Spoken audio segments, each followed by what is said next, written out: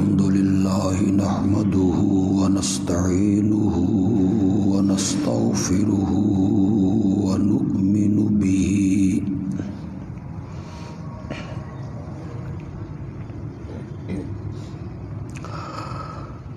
ونعوذ بالله من شرور أنفسنا ومن سيئات أعمالنا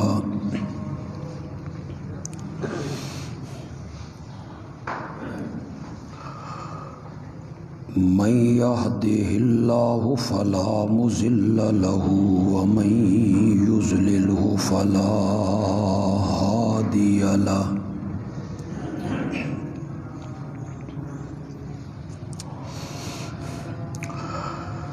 وأشهد أن لا إله إلا الله وحده لا شريك له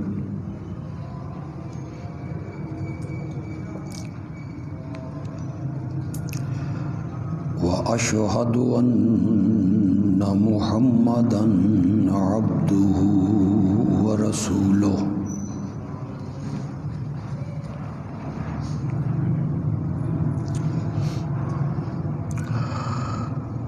أما بعد فأعوذ بالله من الشيطان الرجيم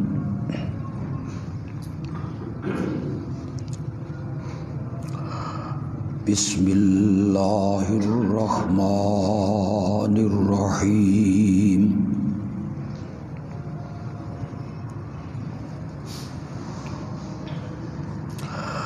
سبح لله ما في السماوات وما في الأرض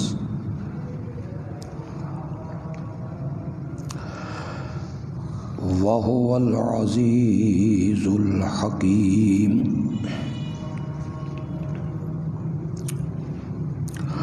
يا أيها الذين آمنوا لم تقولون ما لا تفعلون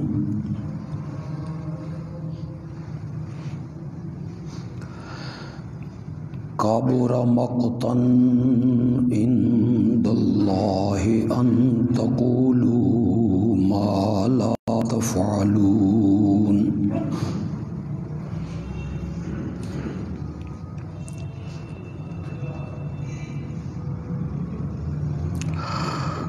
زمین و آسمان کی ہر چیز اللہ کی پاکی بیان کرتی ہے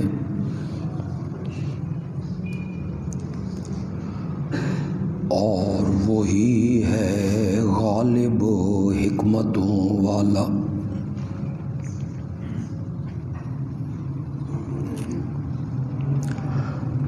اے ایمان والو تم وہ بات کیوں کہتے ہو جو کرتے نہیں ہو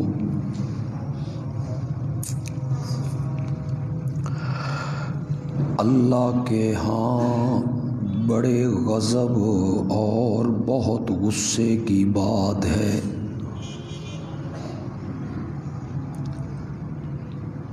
کہ تم کہو وہ بات جو تم کرتے نہیں ہو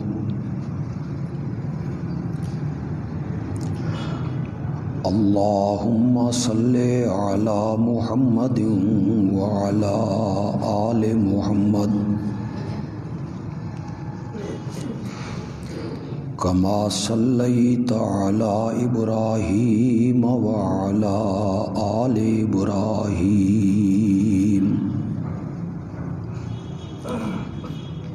انک حمید مجید اللہم بارک علی محمد وعلی آل محمد کما بارکت علی ابراہیم وعلی آل ابراہیم انک حمید مجيد.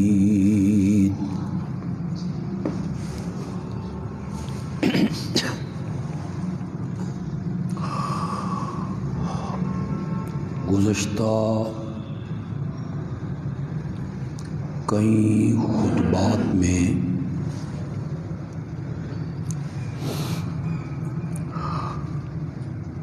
اس عنوان پر گفتگو ہو رہی ہے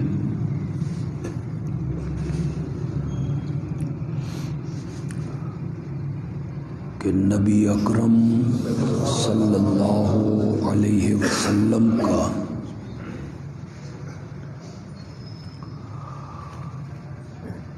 آپ کی سیرت کا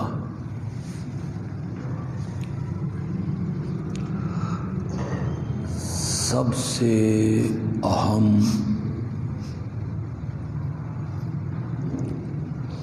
اور نمایاں پہلو یہ ہے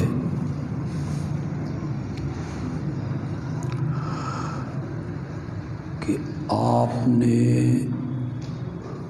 امت کو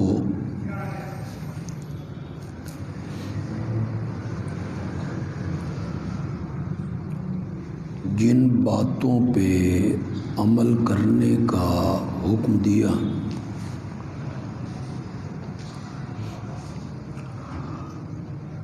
آپ نے خود اس پر عمل کر کے دکھایا.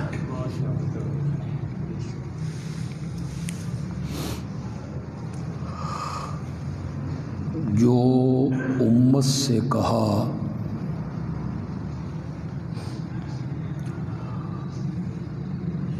اس سے بڑھ کر آپ نے کر کے دکھایا.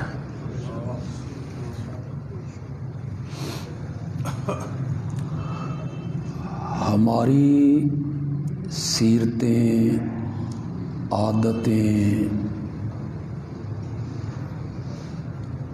دن بدن زوال پذیر اس لیے ہو رہی ہیں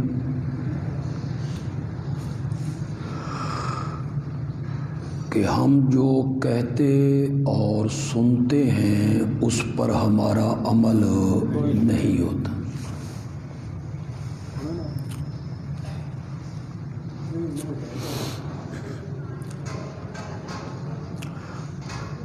اس سلسلے میں میں نے گزشتہ خطبے میں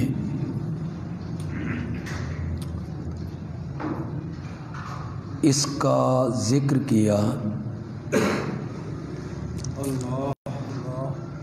کہ آپ نے امت کو 5 وقت کی نماز پڑھنے کا حکم دیا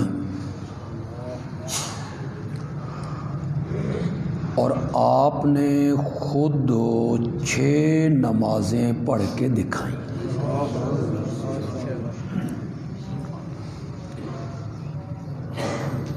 تہجد کی نماز امت پہ ضروری نہیں،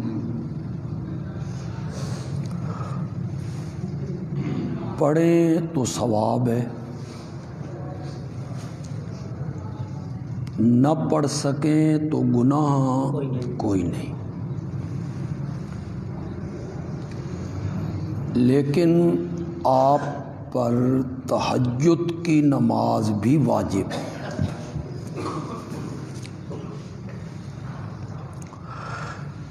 پھر آپ نے جس طرح نمازیں پڑھ کے دکھائیں، نوافل پڑھ کے دکھائے، ذکر کر کے دکھایا، اللہ کو یاد کر کے دکھایا،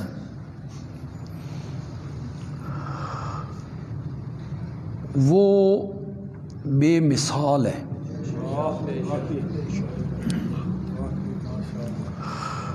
پاؤں مبارک سوج گئے،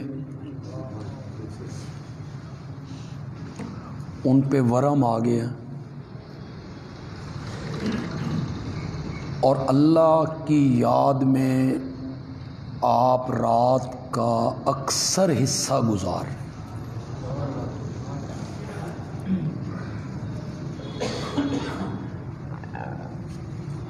ہمیں تلقین کی جاتی ہے کہ اٹھو رات کے ٹائم. ہم سے ڈرنے والے وہی لوگ ہیں جو اپنے پہلو بستروں سے جدا کر لیتے ہیں.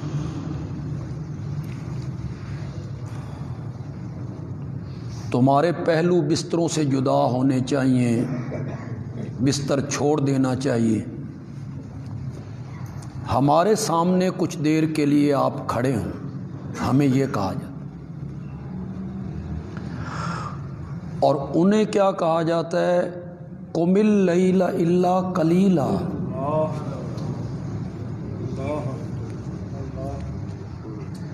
میرے پیغمبر تھوڑا جاگا کریں، کھڑے ہوں لیکن کم. تو سیرت کا سب سے نمایاں پہلو یہی ہے جس کی طرف ہماری توجہ ہی نہیں گئی، علماء نے اس پر روشنی نہیں ڈالی کہ میرے نبی جو کہا کرتے تھے وہ کر کے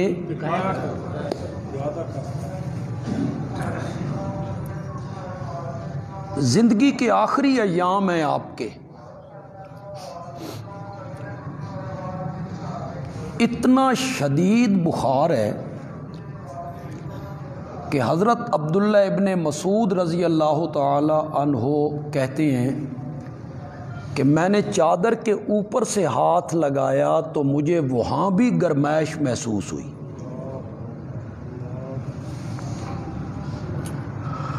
سر مبارک پہ آپ نے ایک پٹی باندھی ہوئی ہے، درد ہے، اس کو روکنے کے لیے ایک پٹی باندھ رکھی. انہوں نے تعجب کا اظہار کیا کہ اتنا تیز بخار. فرمایا جتنا تم دو آدمیوں کو بخار ہوتا ہے نا، اس کے برابر نبی کو بخار ہوتا ہے. تو آپ کے اس ارشاد پر جب ابن مسعود نے پھر تعجب کیا کہ دو آدمیوں کے برابر، تو آپ نے فرمایا اللہ اجر بھی تو اسی طرح دیتا ہے نا. یہ آپ کے انتقال سے 4 دن پہلے کی بات ہے، جمعرات کا دن ہے. شدید ترین بخار ہے اور سر پہ آپ نے ایک پٹی باندھ رکھی ہے. پچھلے 9 دنوں سے آپ تکلیف میں ہیں اور آپ ظہر کی نماز پڑھانے کے لیے مسجد میں تشریف لے. وہ نماز آپ نے پڑھائی ہے، پھر عصر بھی پڑھائی، پھر مغرب بھی آپ نے پڑھائی. ظہر کے بعد آپ نے خطبہ بھی ارشاد فرمایا. اس خطبے میں آپ نے اس بات کا اظہار کیا کہ اللہ کے ایک بندے کو اختیار دیا گیا ہے، اس دنیا میں رہنا چاہتے ہو یا آخرت کو پسند کرتے ہو. تو اس بندے نے آخرت کو پسند کر لی، جسے سن کر حضرت سیدنا صدیق اکبر رو پڑے تھے، اور وہ اس گہرائی میں پہنچ گئے تھے کہ اس بندے سے مراد خود نبی اکرم صلی اللہ علیہ وسلم ہیں، اور اب آپ ہم میں رہنا نہیں چاہتے. آپ دنیا کو پسند نہیں کر رہے ہیں، آپ آخرت کو پسند کر رہے ہیں. اسی حضرت سیدنا صدیق اکبر کے رونے کی وجہ سے آپ نے خطبے کا عنوان بھی بدل دیا تھا، اور پھر آپ نے حضرت سیدنا صدیق اکبر کے فضائل کو ذکر کرنا شروع کر دیا رضی اللہ تعالی عنہ. وہ جو عشاء کی نماز آپ نے، عشاء کی نماز کا وقت ہوا اور حضرت بلال بار بار اس کھڑکی کے قریب جا کے کہتے ہیں الصلاۃ الصلاۃ یا رسول اللہ الصلاۃ. نماز کا وقت ہے، لوگ اکٹھے ہیں، آپ کے منتظر ہیں.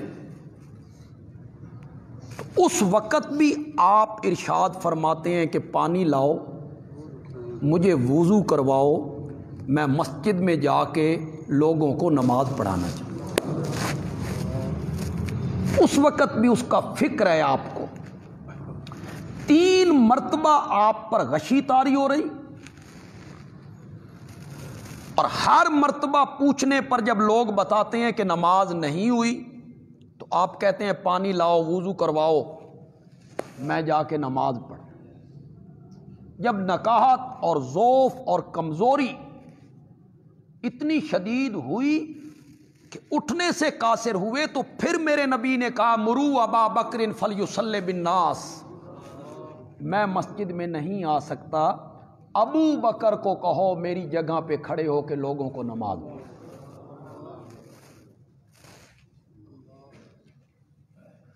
جمعے کے خطبے میں نے کئی دفعہ کہا نا، یہ ایک واعظ ہوتا ہے، یہ کوئی خطاب نہیں ہوتا کہ اس میں بالکل جوڑ ہو، ربط ہو، موضوع ایک ہو۔ ہم جو اہل سنت ہیں نا، ہمارے نزدیک خلافت اور امامت ایک انتظامی عہدہ ہے، انتظام و انصرام سنبھالنے کا ایک عہدہ ہے، ہم اہل سنت کے ہیں۔ یہ جو خلیفہ بنتا ہے یہ گناہوں سے پاک نہیں ہوتا، ہم اہل سنت کے ہاں معصوم نہیں ہوتا، اسے اللہ اور اللہ کا نبی بھی مقرر نہیں کرتا، اس کی اطاعت مستقل فرض نہیں ہوتی، جو کہے مانو نہیں، جو شریعت کے مطابق کہے وہ مانو، اور نبی پاک جو بھی کہتے چلے جائیں گے وہ ماننا پڑے گا، اس کو کہتے ہیں مستقل اطاعت۔ یہ اہل سنت کا نظریہ ہے۔ خلافت ایک انتظامی عہدہ ہے، جو نبی کی مسند پہ بیٹھنا ہے، انتظام و انصرام کو سنبھالنا ہے، اسے کون منتخب کرتا ہے؟ مسلمانوں کی شورا، جہاں دیدہ لوگ، فہمیدہ لوگ، سمجھدار لوگ، وہ اس عہدے کے لیے طے کرتے ہیں کسی آدمی کو۔ شریعت نے اس کے لیے کوئی لائحہ عمل طے نہیں کیا۔ حضرت سیدنا صدیق اکبر رضی اللہ تعالیٰ عنہ سقیفہ بنی ساعدہ میں حضرت ابو عبیدہ بن الجراح کا نام پیش کر رہے ہیں، ان کے ہاتھ پر بیعت کر رہے ہیں۔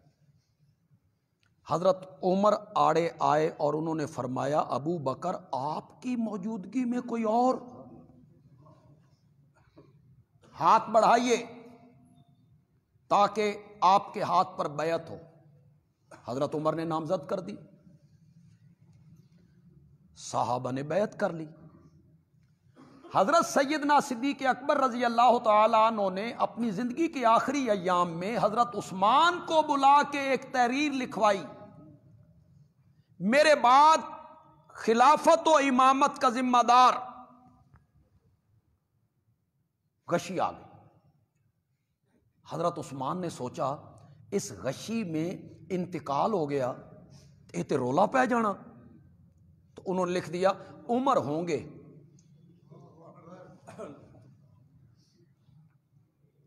افاقہ ہوا، پوچھا کیا لکھا ہے کہ خلافت کی ذمہ داری حضرت عمر پہ ہوگی۔ حضرت ابوبکر نے فرمایا تم اپنا نام بھی لکھ لیتے تو مجھے کوئی اعتراض نہیں تھا۔ اس کا مطلب یہ ہے کہ حضرت ابوبکر سمجھتے تھے کہ حضرت عثمان میں یہ صلاحیتیں موجود ہیں۔ حضرت عمر کے ہاتھ پر بیعت ہو۔ حضرت عمر نے 6 آدمیوں کی کمیٹی بنا دی، ان میں سے کسی ایک کو چن لینا، وہ حضرت عثمان چنے گئے۔ حضرت عثمان کے بعد اس انتظام کو سنبھالنے کے لیے حضرت علی کے ہاتھ پر بیعت ہو گئی۔ حضرت علی کی شہادت ہوئی تو ان سے پوچھا گیا آپ کے بعد آپ کے بیٹے حسن کو خلیفہ مقرر کر لیں؟ فرمایا نہ میں کہتا ہوں نہ روکتا ہوں۔ تو یہ کیا تھی؟ رضا تھی کہ بنا لو تو مجھے کوئی اعتراض نہیں۔ حضرت حسن خلیفہ ہو گئے۔ حضرت حسن خلافت سے دستبردار ہوئے اور انہوں نے حضرت معاویہ کے سپرد کر دیا۔ حضرت معاویہ نے 54 صوبوں کے گورنروں اور 5 ازواج مطہرات سے مشورہ کر کے اپنے بعد یزید کو ولی عہد بنا دیا۔ تو شریعت نے کوئی لایا عمل نہیں دیا۔ یہ جو لوگ اعتراض کرتے ہیں نا کہ یہ کیسے ہو گیا اور حضرت معاویہ نے یہ کام کیسے کر دیا، تو بھائی کوئی شریعت نے لایا عمل دیا ہے؟ شریعت کہتی ہے کہ مسلمانوں کی مجلس شورا، اہم لوگ جس پر متفق ہو جائیں اسے خلیفہ بنا، امام مقرر کر۔ اللہ کا کوئی حکم نہیں ہوتا۔ یہ میں اہل سنت کا نظریہ پیش کر رہا ہوں۔ اہل تشیع کا نظریہ اس کے برعکس ہے۔ ان کا نظریہ یہ ہے کہ خلیفہ معصوم ہوتا ہے۔ کون مقرر کرتا ہے؟ اللہ مقرر۔ یہ ان کا نظریہ ہے، اللہ مقرر کرتا ہے، اللہ کے حکم سے مقرر ہوتا ہے۔ ہم کہتے ہیں نہیں، یہ انتظامی عہدہ ہے، مسلمانوں کی شورا اسے مقرر کرتی ہے۔ ہاں، اگر کوئی اشارہ ہو تو یہ سونے پر سہاگا ہے، کوئی اشارہ مل جائے۔ جیسے نبی پاک نے اپنے آخری خطبے میں جو جمعرات کے دن زور کے بعد آپ نے دیا تھا، اور آپ نے فرمایا تھا لا تبقین خوخۃ فی المسجد الا خوخۃ ابی بکر۔ یہ جتنے گھروں کی کھڑکیاں مسجد کی طرف کھلتی ہیں، لوگوں کے مکان ہیں اور کھڑکیاں مسجد کی طرف کھولی گئی ہیں، یہ ساری کھڑکیاں بند کر دی جائیں، صرف ایک گھر کی کھڑکی کھلی رہے گی اور وہ ابو بکر کا گھر ہوگا۔ یہ تھوڑا سا اشارہ ہے، واضح نہیں، اشارہ ہے کہ میرے بعد خلافت کی ذمہ داری۔ ایک عورت آئی، بخاری کی روایت ہے، اس نے کوئی مسئلہ پوچھا یا کوئی چیز مانگی، آپ نے فرمایا پھر آنا، تو وہ کہتی ہے انجی تو ولم اجد کا، اگر میں آؤں اور آپ کو نہ پاؤں، کأنہا ترید الموت، اس کے ذہن میں تھا کہ آپ موت کا جام پی لیں، آپ دنیا سے چلے جائیں، پھر میں آؤں آپ کو موجود نہ پاؤں، تو آپ نے فرمایا ان جیتے ولم تجدینی، اگر تو آئے اور مجھے نہ پائے فاتی ابا بکرن، تو کس کے پاس چلی جانا؟ یہ اب اشارہ ہے کہ میرے بعد خلافت کی ذمہ داریاں، واضح حکم نہیں ہے، اشارہ ہے۔ اور یہ بھی ایک اشارہ ہے، مرو ابا بکرن فلیصلی بالناس، ابو بکر کو کہو وہ میرے مصلی پہ کھڑے ہو کے لوگوں کو، یہ اشارہ ہے کہ میرے بعد خلافت و امامت کی ذمہ داریاں کس کے کاندھے پہ ہوں گی؟ ابو بکر رضی اللہ تعالی۔ حضرت بکر نمازیں پڑھانے لگ گئے۔ پھر حدیث میں آیا، ایک دن نماز ہو رہی ہے، جماعت کھڑی ہے، آپ کی طبیعت ذرا سنبھلی تو آپ نے پوچھا نماز ہو گئی ہے کہ نہیں جی ہو رہی ہے؟ آپ نے فرمایا وضو کرواؤ، میں بھی مسجد میں جا کے نماز پڑھنا چاہتا ہوں۔ اب جو میرا نبی کہہ رہا ہے، مرض کی حالت میں، بیماری کی حالت میں، نکاہت کی حالت میں، ضعف کی حالت میں، غشی پہ غشی آ رہی ہے، بخار ہے، لیکن میرے نبی کی خواہش یہ ہے کہ میں نماز جماعت کے ساتھ مسجد میں جا کے، تو یہی سیرت کا سب سے نمایاں پہلو ہے کہ میرے نبی جو کہا کرتے تھے اس پر میرے نبی عمل کر کے بھی دکھاتے، بلکہ کہتے کم تھے، عمل زیادہ۔ اللہ کا ذکر ہے، اذکار ہے، اللہ کی طرف توجہ ہے، نوافل ہیں، سر سجدے میں ہیں۔ بدر کی رات میں سارے صحابہ سوئے ہوئے ہیں اور دین کا اسلام کا داعی ساری رات سر سجدے میں رکھ کے رب کو راضی کر رہا ہے. جو کہا اس پر عمل کر کے دیکھ. لوگوں سے جو کہا کہ اسی کے دروازے پہ رہنا ہے، لوگوں کو جو کہا کہ توکل اور بھروسہ کرنا ہے تو صرف عرش والے پر کرنا ہے، اسی کو پکارنا ہے، مصائب میں، مشکلات میں، دکھوں میں، تکلیفوں میں، حاجات میں، جنگوں میں اسی کے دروازے پر رہنا ہے. ساری رات میرا نبی اس کے دروازے پر جھکا ہوا ہے. حضرت ابو بکر اس دن پہرے دار ہیں.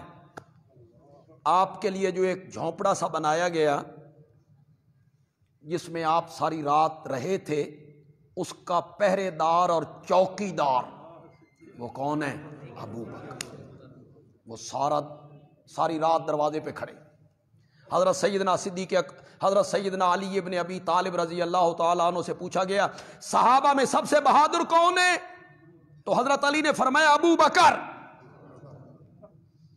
کہ ابو بکر؟ فرمایا ہاں، بدر کی رات اس جھونپڑے کا پہرا دینا آسان نہیں تھا. دین کے داعی کو تو وہ قتل کرنا چاہتے تھے، ساری رات ابو بکر اس کا پہرے دار بن کے کھڑا رہا تھا. حضرت ابو بکر کہتے ہیں میں جب بھی گیا چادر مبارک کاندھے سے گری ہوئی، آپ کا سر سجدے میں، مسلسل رو رہے ہیں، مسلسل رو رہے ہیں، مسلسل رو رہے ہیں. التجائیں ہیں، دعائیں ہیں، آرزویں ہیں، فتح کے لیے التجائیں ہو رہی ہیں، منتیں ہو رہی ہیں. میں بار بار چادر آپ کے کاندھے پہ جا کے رکھتا، پھر چادر گر جاتی، پھر میں چادر آپ کے کاندھے پہ رکھتا. صبح کے ٹائم جب میں گیا تو آپ اس وقت بھی رو رہے تھے، تو میں نے پیٹھ پہ ہاتھ رکھ کے کہا بس یا رسول اللہ، اب تو مجھے بھی یقین ہو گیا ہے کہ اللہ کی مدد ضرور آئے، ضرور آئے. میں نے تسلی دی. اگر آپ کے ذہن میں ہو تو غار ثور میں جب ابو بکر پریشان ہوئے تھے تو نبی پاک نے تسلی دی. وہاں حضرت ابو بکر کو غم تھا کہ مشرکین اگر آ گئے، میں اکیلا ہوں، میں کس حد تک مزاحمت کروں گا، نبوت کو نقصان پہنچائیں گے. یا رسول اللہ وہ غار کے منہ پہ آ گئے. آپ نے فرمایا لا تحزن اذ یقول لصاحبہ، قرآن ہے، اذ یقول، جب اللہ کا نبی کہہ رہا تھا لصاحبہ، کہاں؟ فی الغار. اس میں شیعہ سنی والی کون سی بات ہے یار؟ اس میں جھگڑے والی کون سی بات ہے؟ یہ غار کے اندر نبی پاک کے ساتھ حضرت علی تھے. ان کا دعویٰ ہے کہ حضرت علی تھے. وہ تو کہتے ہیں کہ وہ بستر رسول پہ تھے، وہ تو خود مان رہے ہیں کہ وہ بستر پہ تھے. نبی پاک انہیں اپنے بستر پہ سلا کے آئے تھے کہ یہ لوگوں کی امانتیں ہیں، یہ لوگوں کی امانتیں ہیں، یہ ان کے سپرد کر کے تم بھی مدینے آ جانا. یا رسول اللہ آپ کہاں؟ فرمایا لوگوں کی امانتیں تیرے سپرد ہیں اور میں رب کی امانت ابو بکر کے سپرد ہو رہی ہے. تو یہ تو وہ بھی مانتے ہیں کہ حضرت علی تو غار میں نہیں تھے، تو غار میں کون تھا؟ اس میں بھی کوئی اختلاف والی بات ہے؟ اس میں بھی کوئی جھگڑے والی بات ہے یا فرقہ واریت والی بات ہے کہ غار کے اندر میرے نبی کا ہم سفر ابو بکر تھا؟ تو پھر قرآن کہتا ہے اذ یقول لصاحبہ، جب وہ اپنے صاحب، اپنے ساتھی سے کہہ رہا ہے. مفسرین نے لکھا ہے کہ جو بندہ ابو بکر کی صحابیت کا انکار کرے فَهُوَ کافرٌ. کیوں؟ ان کی صحابیت کو کون بیان کر رہا ہے؟ اور کسی صحابی کی نام لے کے یا ان کا اشارہ کر کے صحابیت کو ثابت نہیں کیا. ابو بکر کی صحابیت کو قرآن نے ثابت کی. اذ یقولو لصاحبہ، جب وہ اپنے صاحب اپنے ساتھی سے کہہ رہے تھے لا تحزن، غم نہ کر، ان اللہ معنا، تو کیا سمجھتا ہے کہ غار کے اندر تو اور میں دو موجود ہیں؟ نہیں، تیسرا ہمارا رب بھی موجود ہے. میرے نبی نے کس کو پکارا تھا؟ یا میرے نبی نے یہ کہا کیوں فکر کرنا، پھونک مار کے سوا کر چھڈاں گے، بس ہم نے پھونک مارنی ہے، برباد کر دینا ہے، میری موجودگی میں تمہیں کیا فکر ہے؟ نہیں کہا. یہ کہانیاں تم نے بنائی، یہ قصے تم نے گھڑے ہیں.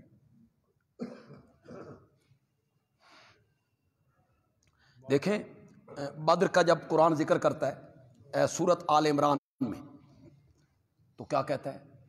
اذ تستغیثون ربکم، تستغیثون، یس ذرا تستغیثون کے لفظ پہ غور کیجئے. تستغیثون، جب تم فریادیں کر رہے تھے. تستغیثون کا کیا معنی؟ جب تم فریادیں کر رہے تھے. اسی تستغیثون سے لفظ نکلا ہے غوث. تستغیثون وہی مادہ ہے، وہی مادہ ہے غوث.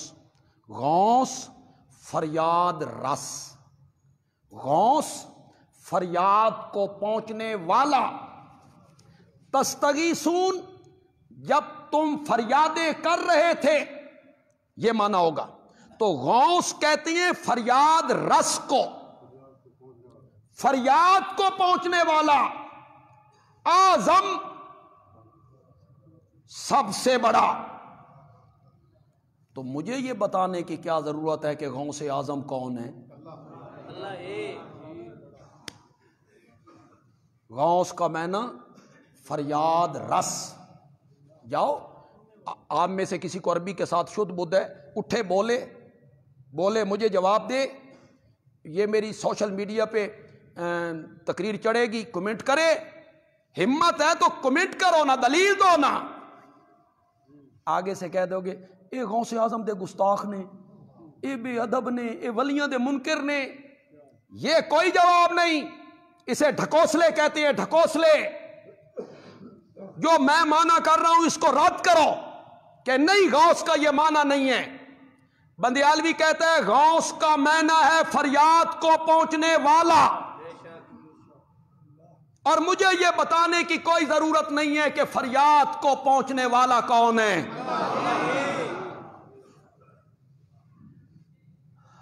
تم نے اتنی کہانیاں بنائیں. کبھی غوث اعظم کے پاس منکر نکیر آ گئے تو غوث اعظم نے ان کو پکڑ لیا. تسی میرے کول پوچھ دیو من ربو، پہلے تسی میرے سوال دا جواب دیو. ان فرشتوں نے کہا پھر ہمیں چھوڑو، اللہ کے پاس جائیں. تو آپ کا سوال اللہ کے سامنے رکھتے ہیں تو جواب لے کے آتے ہیں. فرمایا اس دی گارنٹی کی ہے کہ تسی واپس آؤ گے بھی صحیح کہ نہیں آؤ. انا للہ، یہ علماء ہیں. آگے سننے والی کیسی قوم ہے، کیسی پڑھی پڑھائی قوم ہے سننے والی. گارنٹی دو. تو حضرت شیخ عبد القادر جیلانی نے فرمایا ایک ٹر جاوے، ایک نو میں پھاڑ کے رکھنا. لوگ سن رہے ہیں. کراچی کے ایک مولوی صاحب ہیں، ٹی وی پہ بھی آتے ہیں، بیان بھی کرتے ہیں. انہوں نے کہا شیخ عبد القادر جیلانی سردیوں میں رضائی کے اندر لپٹے ہوئے اچانک ہاتھ باہر نکالا، واپس کیا تو وہ اس پہ تری تھی، پانی تھا. ساتھ والوں نے پوچھا جی خیر ہوئے؟ کہ وہ فلانے ملک دے سمندر وچ میرا ایک مرید سی، اس دی کشتی ڈبدی پئی سی، اس من پکاریا تے میں کشتی کڈ کے آیا.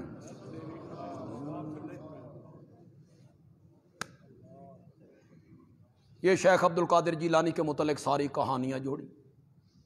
اگلے دن آپ نے سنا یہ مولانا خادم حسین رضوی فوت ہوئے، تو ایک خبر چل گئی کہ ان میں حرکت پیدا ہوئی ہے، روح واپس آ گئی ہے، اور وہ خبر غلط تھی۔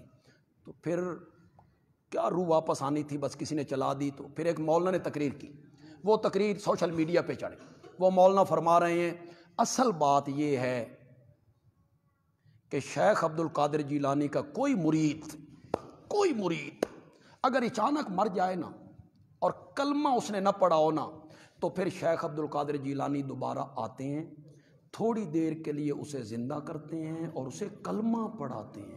آگے سے لوگوں نے کہا سبحان اللہ۔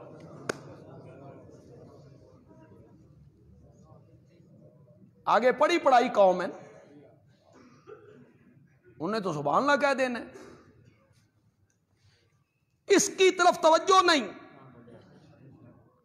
اللہ یتوفی الانفس حین موتها، سبحان اللہ، ماشاء اللہ، جس کی موت کا فیصلہ کرتے ہیں اس کی روح کو قبض کرتے ہیں۔ فَيُمْسِكُ الَّتِي قَضَىٰ عَلَيْهَا الْمَوْتَ، بے شک، جس پر موت کا فیصلہ کرتے ہیں اس کی روح کو بند کر لیتے ہیں، قیامت کے دن لوٹائیں گے۔ تمام مفسرین نے لکھا قیامت سے پہلے وہ روح نہیں، لیکن اس کو کون پوچھتا ہے یار؟ یہ ہے ختموں والی کتاب، یہ ہے مردے بخشوانے والی کتاب، یہ ہے تعویذ لکھنے والی کتاب، دم درود والی کتاب۔ بابے دی روح نہ نکلے اس ویلے سورت یاسین کڈو، بیٹی رخصت ہونے لگے تو اس کے سر پہ، بیٹی نو پڑھانا نہیں، نو نو، بیٹی کو قرآن پڑھانا نہیں ہے، رخصت ہو رہی ہے تو قرآن کے سائے میں رخصت ہو رہی۔ قسم و اقرار، قسم اٹھاؤ، اس پر ہاتھ رکھ کے قسم اٹھاؤ، لین دین کا معاملہ ہو، میں پیسے قرآن تے رکھ دینا، اور یہ قوم احتجاج کرتی پھرتی ہے فلاں ملک نے قرآن کی توہین کر دی، فلاں ملک والوں نے، تو تسی کی کیتا، تم نے کیا کیا ہے؟ یہی کہ لین دین ہے تو اس پر پیسے رکھ کے اٹھائے جائیں، اس سے بڑی زیادتی کیا ہوگی کہ عدالت میں جج بیٹھ کے کہتا ہے گواہ کو قرآن کی قسم اٹھا کے کہو، جو کہو گے سچ کہو گے، تو قرآن دی قسم چک کے شہادت دے، میں فیصلہ قرآن دے حکموں دے مطابق، میں نے فیصلہ تعزیرات ہند کے مطابق کر، چور کی جو سزا قرآن نے مقرر کی ہے میں نے وہ نہیں کرنا، نہ زانی کا فیصلہ میں نے وہ نہیں کرنا، صرف تو قسم اٹھا۔ اس سے بڑی زیادتی کیا ہوگی؟ تاکوں میں سجایا جاتا ہوں، آنکھوں سے لگایا جاتا ہوں، یہ تو فریاد کرتا ہے، مجھے تاکوں میں سجا دیا گیا، مجھے آنکھوں سے لگا دیا گیا۔ ہر محفل سے پہلے تبرک کے لیے تلاوت ہو رہی، اور جب تلاوت ہونے لگتی ہے تو ہماری مائیں بہنیں دوپٹے اپنے سروں پہ ڈالتی ہیں، جو ہی قاری صاحب کہتے ہیں صدق اللہ العظیم، چلو جی بس، یہ قرآن کے ساتھ تعلق ہے آپ کا، اس کی طرف تو آپ نے آنا نہیں کہ آپ کو پتہ چلے کہ اللہ فرماتے ہیں نیند میں بھی ہم روح قبض کرتے ہیں، یرسل الاخری، پھر اسے وقت مقرر پہ چھوڑ دیتے ہیں، پھر جسم میں واپس آ جاتی ہے، لیکن جس پر موت کا فیصلہ کرتے ہیں یمسک، اس کو بند کر لیتے ہیں۔ یہ قرآن ہے، جو کرامتیں بیان کی آپ نے، اور پھر حضرت غوث اعظم اور حضرت غوث اعظم، غوث اعظم کوئی انسان اور فرشتہ نہیں ہو سکتا، غوث اعظم کون ہے؟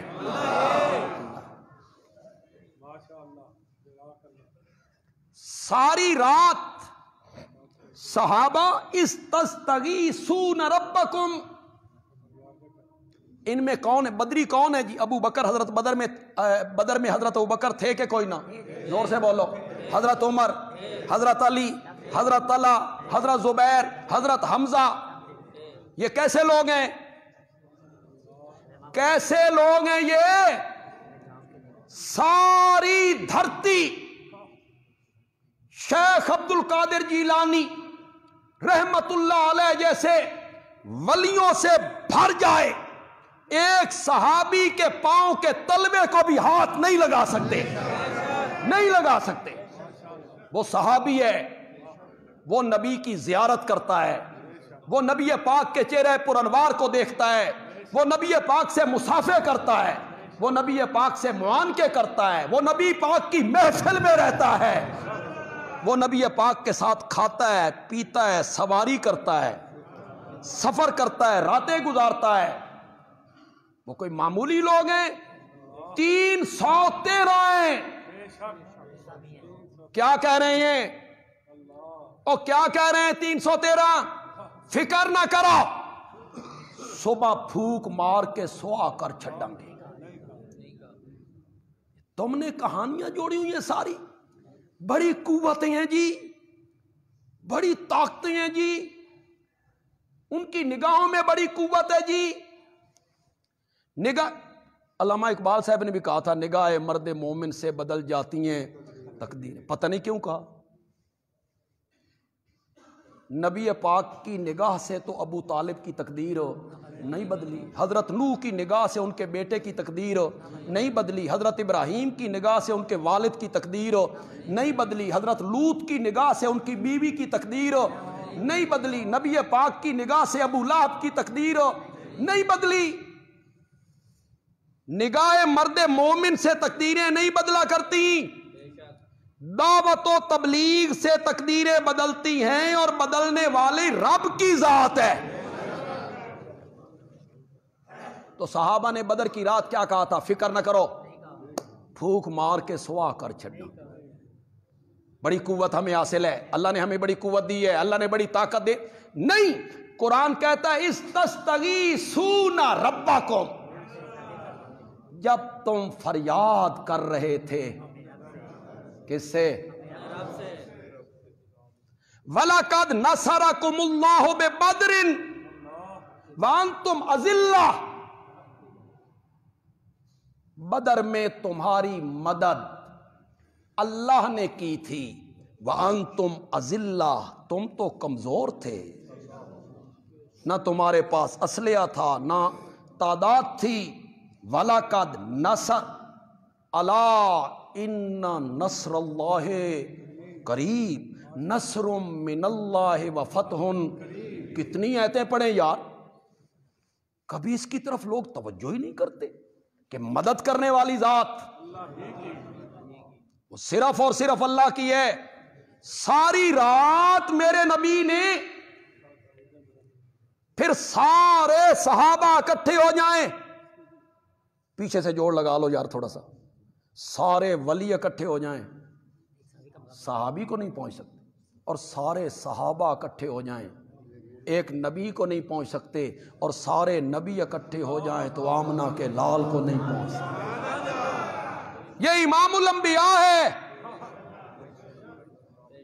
یہ سرتاج کائنات ہے،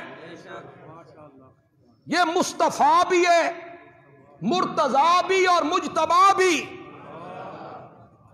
یہ چہرہ اٹھا دیتا ہے تو رب قبلے تبدیل کر کے رکھ دیتا ہے۔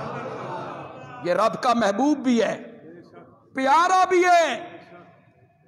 ساری رات سر سجدے میں رکھ کے کس کے آگے فریادیں ہو رہی ہیں؟ اپنے اختیار میں ہوتا، اپنی قوت ہوتی، کیا ضرورت تھی؟ فرماتی مجھے طاقت حاصل ہے، اللہ نے مجھے طاقت دے رکھی ہے، صبح بھسم کر کے رکھ دیں گے۔ تم نے کہانیاں جوڑی، سیف الملوک، وارث شاہ دی ہیر، دوڑے، مائیے، پٹے، یہ کہتے ہیں قصے، کہانیاں، جھوٹی کرامتیں۔ رضینا قسمت الجبار فینا لنا علم وللجہال مالو، مالا ہم تیری تقسیم پر راضی ہیں، تو نے ان کی قسمت میں قصے کہانیاں لکھی ہیں، ہماری قسمت میں قرآن لکھا ہے۔ رضینا قسمت الجبار فینا، ہم تیری تقسیم پر راضی ہیں مولا، تمہارے پاس کیا؟ قصے، کہانیاں، جھوٹی کرامتیں جنہاں دا نہ سر نہ پیر، کچھ بھی نہیں ہے۔ کائنات کا آقا، 14 طبقوں کا سردار، ساری رات سر سجدے میں رکھ کر کس سے فریادیں کر رہا ہے؟ میں امیر شریعت سید عطا اللہ شاہ بخاری کا ایک جملہ آپ کو سنایا کرتا ہوں، بڑا مزیدار جملہ ہے۔ شاہ جی کہتے ہیں، شاہ جی کی باتیں بڑی عجیب ہوتی، میں نے تو انہیں دیکھا بھی نہیں، نہ انہیں سنا ہے میں نے، ہم نے تو کتابوں میں پڑھا یا ان کے سننے والوں نے کچھ باتیں ہمیں بتا دی، ورنہ ہم نے نہیں سنی۔ سن 62 میں ان کا انتقال ہو، سن 1962۔ شاہ جی کہتے تھے، میں شمائل میں، شمائل ہماری حدیث کی کتابوں کا ایک حصہ ہے، جیسے شمائل ترمذی، اس میں کیا ہے میرے نبی کی آنکھیں کیسی تھیں، میرے نبی کے ابرو کیسے تھے، میرے نبی کا ماتھا کیسے تھا، میرے نبی کنگھی کیسے کرتے تھے، میرے نبی کی زلفیں کیسی تھیں، میرے نبی کے پاؤں مبارک کیسے تھے، ہاتھ کیسے تھے، پسینے کی خوشبوئیں کیسی تھیں، لباس کیسے، یہ ساری شمائل، یہ اس میں سارے ذکر ہیں۔ شاہ جی کہتے ہیں جب میں شمائل کی کتابیں پڑھتا ہوں نا، اور اس میں آمنہ کے لال کے حسن کو دیکھتا ہوں، پھر ان کے جمال کو دیکھتا ہوں، پھر ان کی خوبصورتی کو دیکھتا ہوں، تو میرا دل کہتا ہے عطا اللہ شاہ اتنی عظیم ہستی کے سامنے سجدہ کر دے، جھک جا، یہ اس لائق ہے کہ اس کے سامنے جھکا جائے، اس کا حسن تو دیکھ، اس کا جمال دیکھ۔ حضرت جابر کہتے ہیں میں گھر سے نکلا، 14ویں کا چاند پوری آب و تاب سے چمک رہا تھا، میں اس کے حسن میں محو ہو گیا۔ پھر میں مسجد نبوی کے سامنے آیا تو مسجد نبوی کے صحن میں بھی ایک 14ویں کا چاند بیٹھا ہوا تھا، ایک چادر آپ نے سر پہ لے رکھی ہے جس میں سرخ رنگ کے ڈورے ہیں، سرخ رنگ کے ڈورے ہیں۔ میں نے 14ویں کے چاند کو دیکھا، پھر میں نے ان کے چہرے کو دیکھا، پھر میں نے 14ویں کے چاند کو دیکھا، پھر میں نے ان کے چہرے کو دیکھا، بار بار دیکھنے کے بعد میں نے فیصلہ کیا کہ 14ویں کا چاند تو چمک ان کے چہرے سے مانگ کے لے گیا ہے۔ رنگ خوشبو صبا چاند تارے کرن، پھول شبنم شفق آبجو چاندنی۔ آپ کو پتہ ہے مجھے شعر و شاعری سے کوئی شغف ہو نہیں ہوتا، کبھی پڑھا ہوگا تو کہیں لکھ لیا ہوگا۔ رنگ خوشبو صبا چاند تارے کرن، پھول شبنم شفق آبجو شاعر نے کتنی چیزیں گن دی یار، کتنی چیزیں گن دی۔ رنگ خوشبو صبا چاند تارے کرن، پھول شبنم شفق آبجو چاندنی۔ تیرے معصوم پیکر کی تخلیق میں حسن فطرت کی ہر چیز کام آ گئی۔ اتنا حسین بنایا، اتنا خوبصورت بنایا کہ بنانے کے بعد وہ سانچہ ہی توڑ دیا۔ رخ مصطفیٰ ہے وہ آئینہ کہ اب ایسا دوسرا آئینہ، اب ایسی دوسری تصویر کسی کے تصور میں بھی نہیں۔ تو میرا دل کرتا ہے اس کے سامنے جھک جا، سجدہ کر دے، یہ اس لائق ہے کہ اس کے سامنے، اس کا حسن دیکھ، اس کا جمال دیکھ، اس کے دانتوں کی خوبصورتی دیکھ، اس کی زلفیں دیکھ، اس کے ابرو دیکھ۔ حضرت انس کہتے ہیں رضی اللہ تعالی، یہ 10 سال نبی پاک کے گھریلو خادم رہے، پتہ ہے آپ کو؟ 10 سال کی عمر تھی جب ان کی ماں چھوڑ گئی تھی، پھر 10 سال یہ میرے نبی کے گھریلو ملازم تھے، اور کہتے ہیں 10 سالوں میں نے بڑی بڑی غلطیاں کی، میرے نبی نے کبھی مجھے اف بھی نہیں کہا۔ اللہ اکبر، اللہ اکبر۔ مجھے کسی کام کے لیے بھیجا، باہر تماشا ہو رہا تھا، میں تماشا دیکھنے لگ گیا، مجھے بھول ہی گیا۔ کافی دیر کے بعد میں نے محسوس کیا میرے پیچھے سے کسی نے میری آنکھوں پہ ہاتھ رکھے ہیں، تو ان ہاتھوں سے جو بھینی بھینی خوشبوئیں آ رہی تھیں، مجھے معلوم ہوا کہ یہ آقا کے ہاتھ ہیں۔ تو فرمایا انس، میں نے تجھے کس کام کے لیے بھیجا تھا اور تم کس میں مشغول ہو گئے ہو؟ اس دن بھی نہیں جھڑکا، 10 دنوں میں کبھی مجھے نہیں جھڑکا۔ حضرت انس کہتی ہیں مجھے کعبہ کے رب کی قسم ہے، میں نے آج تک کوئی ریشم ایسا نہیں دیکھا جو محمد عربی کے ہاتھوں سے زیادہ نرم ہو، اور میں نے کوئی کستوری اور عنبر ایسا نہیں سونگھا جس کی خوشبو محمد عربی کے پسینے سے زیادہ معطر ہو۔ جب میں شمائل میں آقا کے پسینے کی خوشبوئیں پڑھتا ہوں، جب میں شمائل میں آپ کے لعاب، آپ کی جبین، آپ کی زلفیں، اس کو دیکھتا ہوں، دل میرا کرتا ہے عطا اللہ شاہ اس کے سامنے جھک جا، یہ بڑا عظیم آدمی ہے، بڑی عظیم ہستی ہے۔ شاہ جی کہتی ہیں پھر میں بدر کی رات دیکھتا ہوں،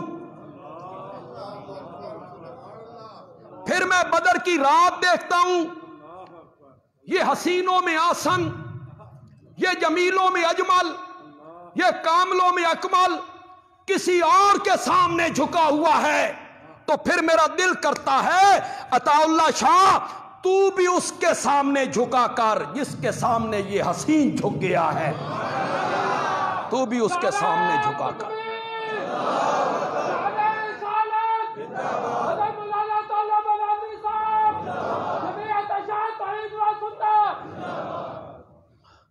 ساری رات میرا نبی سر سجدے میں رکھ کے منانے میں لگا ہوا ہے، کس کو؟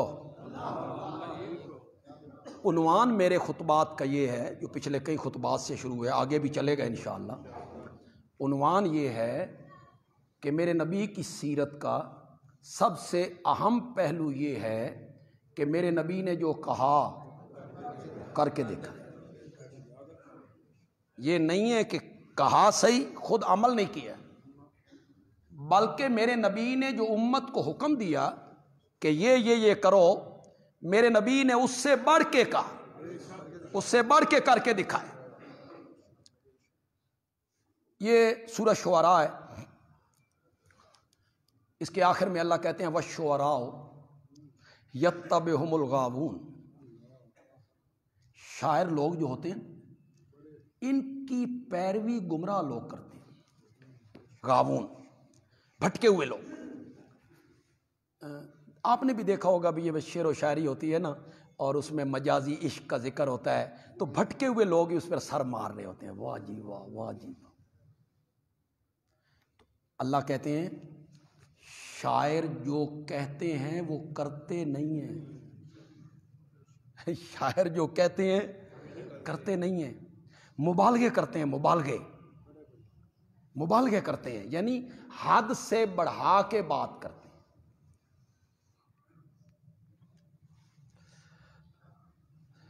کہ مزہ برسات کا چاہو تو ان آنکھوں پہ آ بیٹھو، وہ برسوں میں برستی ہے، یہ برسوں سے برستی ہے۔ چلو جی، آنکھوں کے آنسو ساون کے بادلوں سے زیادہ برسنے والے ہو۔ شاعر کیا ہوتے ہیں؟ کبھی وہ کہتے ہیں اپنے محبوب کو تیری پیٹھ کہاں ہے کدھر ہے، سانتے تیری تیری کمر کہاں ہے کدھر ہے، مجھے تو تیری کمر نظر ہی نہیں آ رہی۔ چلو جی، گالی ختم۔ تو وہ مبالغے کرتے ہیں، حد سے بڑھا کے بات کرتے ہیں، اور جو کہتے ہیں وہ کرتے نہیں، اور ان کی پیروی کون کرتے ہیں؟ گمراہ۔ واہ، قرآن کیسی کتاب ہے یہ، لیکن اللہ اس کی سمجھ دے تو اللہ نے ہمیں کچھ نہ کچھ اس کے ساتھ تعلق جوڑا ہے، رب نے ہمارا، ہم نے تفسیر پڑھی ہے نا، پھر ہمارا تعلق ہے، پھر تعلق جڑ جائے تو یہ مضامین کا سمندر ہے، اس میں چھپے ہوئے موتی ہیں، غوطہ لگاؤ موتی نکال کے باہر لے آؤ۔ تو یہ اللہ نے ساری باتیں کیوں کہیں؟ اس لیے کہیں کہ کفار کہتے تھے نبی پاک کو کہ تو شاعر ہے، کہتے تھے شاعر ہے، یہ سب شعر و شاعری ہے۔ اللہ اس کا جواب دے رہے ہیں، تم میرے نبی کو شاعر کہتے ہو؟ او پاگلو، شاعر جو کہتے ہیں وہ کرتے نہیں ہیں، اور میرا نبی کہتا کم ہے کر کے زیادہ دکھاتا ہے۔ تم میرے نبی کو شاعر کہتے ہو، اور جو شاعر ہوتے ہیں نا، یہ جملہ بڑا زبردست کہنے لگا ہوں، اس پر آپ نے بس سبحان اللہ کہنی، میں تقریر بھی ختم کرنے لگا ہوں، بس آخر جوبن پہ چھوڑ دیں نا۔ شاعر لوگ جو ہوتے ہیں نا، ان کے پیچھے گمراہ لوگ چلتے ہیں، اور میرے نبی کے پیچھے تو ابو بکر و عمر چلتا ہے۔ تم میرے نبی کو شاعر کیسے کہتے ہو؟ میرے نبی کے پیچھے تو عثمان ذی النورین چلتا ہے، حیدر کرار چلتا ہے، طلحہ و زبیر چلتا ہے، ایسے لوگ میرے نبی کے پیچھے چل رہے ہیں۔ تو یہ مضمون آئندہ کچھ جمعوں میں ہم انشاءاللہ اس کو بیان کریں گے۔ بس دو باتیں آپ سے کرنی، ایک بات تو یہ کرنی ہے کہ طریقہ یہ ہے جمعے میں آنے کا کہ جو پہلے آئیں وہ اگلی صفحیں مکمل کریں، طریقہ یہ جو بعد میں گردنیں پھلانگ کے آنا ہے، اس میں نبی پاک کی بڑی شدید وعید ہے یار۔ جہنم کی پل پھلانگنے کو آپ نے کہا ہے، ادھر ذہن میں رکھیں۔ تو بعد میں آنے والوں کو چاہیے کہ جہاں جگہ ملے وہاں بیٹھے۔ وہ سمجھتے ہیں نا میں بعد میں آؤں، یعنی میں 1:30 بجے آؤں، 1:45 بجے آؤں، پھلانگتا پہلی صف میں آؤں، میں نے پہلی صف کا ثواب ملے گا۔ اللہ ایڈا بھولا نہیں جیڑا تسی سمجھ رکھے۔ اللہ کو پتہ نہیں کہ پہلے کون آیا تھا، اس طرح پہلی صف کا ثواب ملتا ہے؟ تو یہ بالکل غلط ہے۔ جو لوگ اس طرح صفحے پھلانگ کے آتے ہیں، بالکل پھلانگ کے نہ آئیں، خاص کر کے اس وقت جب میں خطبے کے لیے دوبارہ ممبر پہ بیٹھوں اور دوسری اذان ہونے لگے، اس کے بعد تو بالکل گنجائش کوئی نہیں۔ پہلے یہ گنجائش ہے، پہلے ہے گنجائش، اس لیے کہ یہ کوئی جمعے کا حصہ نہیں، یہ تقریر جمعے کا کوئی حصہ نہیں۔ جمعہ کہاں سے شروع ہوگا؟ جب اب اذان شروع ہوگی، یہ پہلی اذان دی جائے گی، یہاں سے جمعہ شروع ہوگا۔ یہ بھی ہم نے اس لیے کہ 12:15 اذان دے دو، 12:30 اذان دے دو، نہ، یہ ہم پہلی اذان دے رہے ہیں۔ آپ سب مسجد میں موجود ہیں اور آپ سب کو اونٹ کے صدقے کا ثواب مل رہا ہے، آپ سب وہاں موجود ہیں، آپ سب برابر اس میں حصے دار۔ تو کچھ ہمارے دوست اس دیوار کے ساتھ پہلے لگ جاتے ہیں، اگر کوئی بزرگ آدمی ہے، اس کو کوئی تکلیف ہے تو اس کے لیے تو گنجائش نکلتی ہے، بزرگ کے لیے یا بیمار کے لیے، لیکن جوان آدمی صحت مند بندہ اس طرح دیوار نال نہ لگے کہ نہیں اللہ انہیں ہی دیوار نال نہ لا چھڑے سے، اللہ کرے بے تم بیٹھ رہے تو بہ ہوں چل انہیں ہی بہ۔ تو اللہ تعالیٰ سے کیا بعید ہے؟ یہ میں پورے ملک میں مجھے لوگ دعوت دیتے ہیں تو جانا پڑتا ہے۔ بلکہ میں ایک بات کہوں، وہ ہمارے حویلیاں کے پروفیسر قاضی طاہر علی الہاشمی جو ہمارے ختم نبوت کانفرنس میں یہاں تشریف لائے، اور انہوں نے حضرت معاویہ کے بڑی وکالت کی۔ گزشتہ دنوں ان کا انتقال ہو گیا، وہ اللہ کو پیارے ہو گئے، اللہ کے پاس چلے گئے۔ کل انشاءاللہ میں نے وہاں جانا ہے، تعزیتی پروگرام ہے، تو میں نے وہاں جا کے اس تعزیتی پروگرام میں شرکت، تو میں پروگراموں میں جا رہا ہوں تو کبھی کبھی میرا دل کرتا ہے کہ چھوڑ دوں یار، سفر اب نہیں ہوتا، رات کو جاگنا، اور بندہ چھوڑ دوں تو گھر میں رہوں۔ تو پھر میرے دل میں آتا ہے کہ اللہ گھر بہا کے آکھے بھی ہن بہ جا، کوئی بیماری ایسی اللہ ڈال دے بھی بندہ بہ ہی جائے، تو یار یہ کوئی مناسب نہیں ہے۔ تو اللہ ویسے ہی بٹھا دے، کسی بیماری میں مبتلا کر دے تو شکر ہے اللہ نے صحت دی ہے، ہاتھ پاؤں چلتے ہیں، زبان چلتی ہے، تو جب تک ہمت ہے اللہ کی بات لوگوں تک پہنچنی۔ تو یہ نوجوان جو ہیں یہ ذرا ہمت کیا کریں، سامنے آیا کریں. مجھے اب بار بار کہنے کی ضرورت نہیں ہونی. جو شروع میں آتے ہیں وہ پہلے آئیں، سامنے آئیں، مل کے بیٹھیں. جتنے آپ قریب آئیں گے خطیب کو بھی بیان کرنے میں اتنی لذت آئے گی اور اس کا ذہن کھلے گا. تو پہلے آنے والے آگے تشریف لائیں. ہمارا رسالہ جو ہے ضیاء توحید، یہ دسمبر کا شمارہ آ گیا ہے.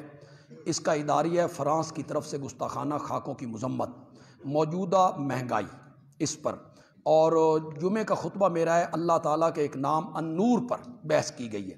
جہیز کے بارے میں مولانا تقی عثمانی صاحب کا ایک مضمون ہے، وہ بھی آپ کو پڑھنے کو ملے گا. تو یہ آپ کو رسالہ باہر جمعہ کے بعد ملے گا. درس قرآن انشاءاللہ مغرب کی نماز کے بعد 18 بلاک میں ہوگا. پچھلے جمعے کچھ میرا طبیعت نہ رہی ایسی کہ میں خود درس دیتا. انشاءاللہ آج میں نے خود درس دینا ہے. کوئی یقین کرو گے کہ کوئی نہیں کرو گے؟ آج میں نے خود درس دینا ہے انشاءاللہ. تو میں آپ سے توقع رکھوں گا کہ جتنے لوگ پہلے آتے ہیں وہ ضرور شامل ہوں اور دوسرے لوگوں تک بھی وہ اپنی بات پہنچائیں تاکہ دوسرے لوگ بھی اس درس میں شامل ہوں. وما علینا الا